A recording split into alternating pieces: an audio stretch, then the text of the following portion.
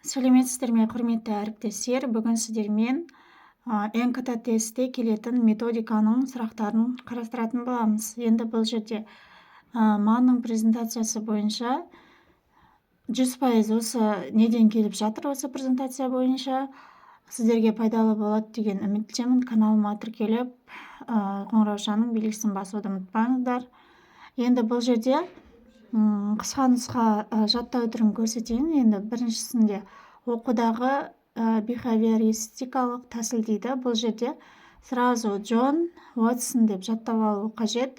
Екінші оқудағы танымдық тәсіл, яғни Джером Брунер тұлғаның ақыл-ойын зерттеген.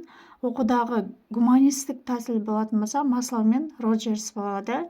Оқудағы әлеуметтік жағдаяттық тәсіл болатын болса, Альберт Бандура деп қысқа әрі нұсқа етіп жаттау қажет.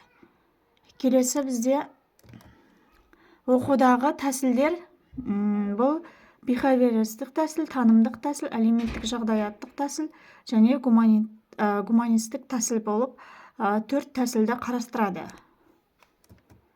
Келесі Блик пен Уильям оқу үшін бағалауды зерттегенде қара жәшік деген техникалық метафора қолданған болатын, және сол арқылы қара жәшік ішіндегі жұмыс пайда болды. Яғни қара жәшік ішіндегі жұмыс пазл сияқты болып саналады. Сұрақтың тиімді қойылуы, сыныптасын және өзін-өзі бағалау, кері байланысты қамтамасыз ету, оқушымен бірге критерийлерді талдау болып саналады. Одан кейін Александр білімді игерудің 5 үлгісін анықтаған болатын. Біріншісі механикалық есте сақтау, екіншісі декламация, үшіншісі нұсқаулық, төртіншісі талқылау, соңғысы бізде диалог үлгісі болып саналады.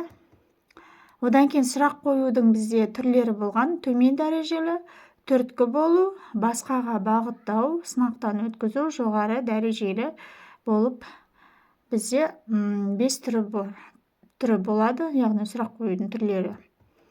Келесі түрткі болу. Түрткі болуға арналған сұрақтарға бірінші жауап алу үшін және оқушының жауабын түзетуге көмектесу үшін қажет айталық сұрақты қарапайым етіп қою, өткен материалға оралу, ойға салу, дұрысын қабылдау және толығырақ жауап беруге итермелеу. Одан кейін сынақтан өткізу. Сынақтан өткізуге арналған сұрақтар оқушыларға анағұрлым толық жауап беруге, өз ойларын анық білдіруге, өз идеяларын дамытуға көмектесетіндей етіп құрылуы қажет. Сондай-ақ сіз мысал келтіре аласыз ба деген сияқты сұрақтар тапсырманы орындау барысында оқушыға бағдар беріп отырады.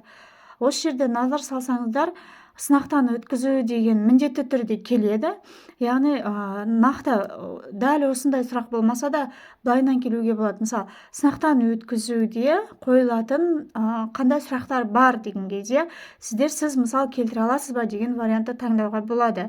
Одан кейін басқаға бағыттау. Сұрақты басқа оқушыларға қайта бағыттау, мысалы, көмектесе алатындар бар ма деген. Көрдіңіздер ма?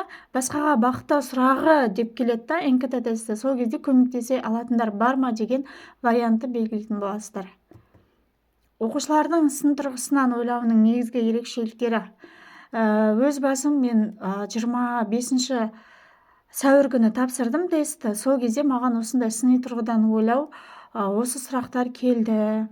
Енді бұл жерде сын тұрғысынан ойлаудың негізгі ерекшелігі көрсетілген. Біріншісі ұтымдылық, екіншісі сыңар жақтылықтың болмауы, пайым және тәртіп, өзіндік сана сезім болып саналады.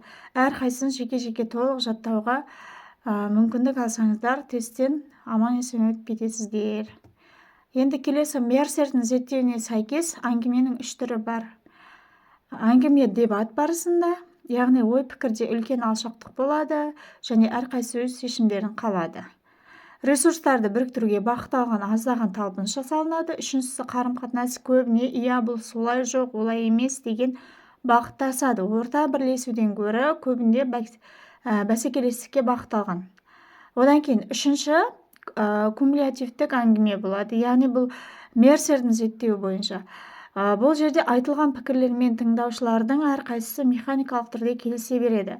Екінші әңгіме білім алмасу мақсатында жүргізілгенімен оған қатысушылардың өзгелер ұсынған қандай да болсын идеяларды төзімділік тыңдайды. Идея қайталанады және жасалынады, бірақ үнемі мұқият бағалана бермейді.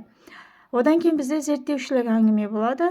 Осы зерттеушілік әңгімеде әркім ақылға қонымды мәлімет ұсынады, әркімнің идеясы пайдалы деп саналғанымен мұқият бағаланады. Үшінші, қатысушылар бір-біріне сұрақ қоя алады. Төртінші, қатысушылар сұрақ қояды және айтқандарын дәлелдейді. Осылайша әңгімеде дәлелдеме көрінеді.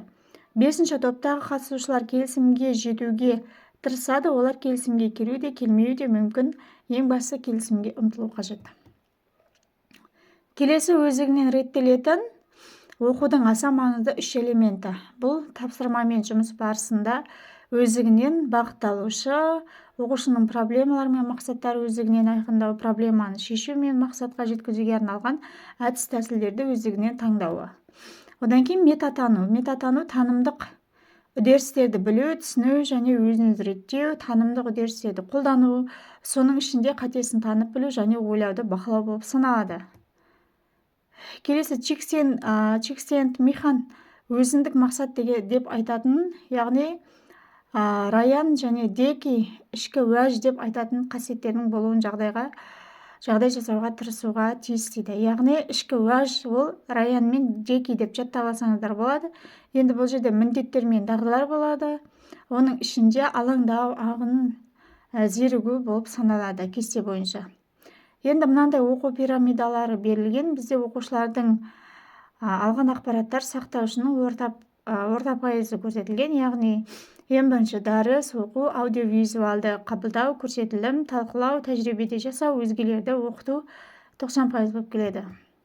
Одан кейін Карл Роджерстің мен тұжырымдамасы, яғни Вен диаграммасы сияқты эмоциялық, элементтік, танымдық үшеуге бөлінеді. Яғни элементтік ол әрекеттестік арқылы оқыту, эмоциялық біз өзімізді үйренушілер рөлінде қалай сенеміз, солай оқытады. Біз танымдыққа біз нені білеміз, нені жасай аламыз деген сұраққа жауап береді. Одан кейін Маслоудың қажеттіліктері иерархиясы, өзін-өзі таныта білуі, құрмет көрсетілуін қажет ету, сүйіспеншілік пен қарым-қатынасқа деген қажеттілік, қауіпсіздікке деген қажеттілік және физиологиялық қажеттілік. Одан кейін оқыту мен оқу үшін жады зерттеулері. Бұл жерде жад зерттеуінің авторы кім деген осындай сұрақтар келеді. Сондықтан әрқайсысын жеке-жеке толық жаттауға тырысу қажет. Біріншісі нақтылайтын өңдеу, екіншісі мнемоника, үшіншісі алып шығу тәжірибесі. Рәсімдік жады бар, бізде эпизодтық жады және семантикалық жады бар. Жады бізде өздеріңіз білесіздер, қысқа мерзімді және ұзақ мерзімді болады. Қысқа мерзімді жадыда жұмыс жадысы жұмыс жадысы арқылы санамызға ақпарат енгіземіз. Ұзақта рәсімдік, семантикалық және эпизодтық болып үшеуге бөлінеді. Енді бізде ми қыртысының бөлімі жалпы бізде көптеген бөліктерге бөлінеді. Бізде алдыңғы бөлім, маңдай бөлімі, төбе, артқы, желке бөлігі, миышық және самай бөлімдері. Әрқайсысы өзінің қызметтері, атқаратын рөлдері бар. Адамдардың қалай оқитынын түсіну теориялық экспедициялар бізде әлеуметтік психология, аффективтік теориялар, нейроғылым және когнитивті психология. Осы сұрақтар міндетті түрде келеді. Оқу дегеніміз не? Оқу білімнің сандық ұлғаю ретінде, екінші оқу есте сақтау ретінде, үшінші оқу ақпарат жинақтау ретінде, төртінші оқу мағыналы ұғынуы және оның мәнін анықтау ретінде, оқу шынайылықты өзгеше түсіну және түсіндіру тәсілі ретінде мағынаны осындай береді. Одан кейін Шулманның үш көмекші ілімі: бас, қол, жүрек. Қадағалау, интерпретация, қорытынды. Бағалаудың мәні, бағалау термині жақын отыру дегенді білдіретін латын сөзінен шыққан. Бағалау, жақын отыру, яғни оның түрлері: қадағалау, интерпретация, жаңа айтып кеткендей қорытынды. Одан кейін бағалау бізде оқу үшін бағалау және оқуды бағалау болып саналады. Оқу үшін ол қалыптастырушы бағалау, күнделікті қоятын бағалар болып саналады. Оқуды бағалау жиынтық бағалау, яғни ТЖБ және әр таяу бойынша алынатын жиынтық бағалау болып саналады. ТЖБ деген 90-дық жиынтық бақылау. Енді сабақты зерттеу бізде lesson study тәсілі қазіргі таңда ең танымал тәсілдердің бірі. Мұғалімдердің тәжірибесі саласында білімді жетілдіруге бағытталған ынтымақтастық педагогикалық тәсілдерінің бірі болып саналады. Яғни кез келген мұғалімдер осы lesson study тәсілі арқылы бір-бірінің сабақтарын талдауға, жетілдіруге, тәжірибе алмасуға болады екен. Сабақтар зерттеу тәсілі lesson study тәсілі бойынша мұғалімдер тобы бақылаушылар болып саналады. Яғни үздік оқушы, жақсы оқушы, енжар оқушы деп, яғни 3 деңгейге бөліп тапсырманы 3 деңгей бойынша жасайды. Сабақ біткен соң әр мұғалім өзі зерттеген бала туралы пікірлерін ортаға салады. Осымен біздің жаңағы мам бойынша педагогикалық сұрақтарымыз, педагогикалық ақпараттарымыз аяқталды. Сіздермен болған Алғайым Зұлпиева. Пайдалы болды деген үміттемін, және өз әріптестеріңізбен, достарыңызбен бөлісе отырыңыздар. Осы видеоның соңына дейін қарап, комментарий бөліміне өз пікіріңізді қалдырыңыздар. Бұл аса мен үшін маңызды.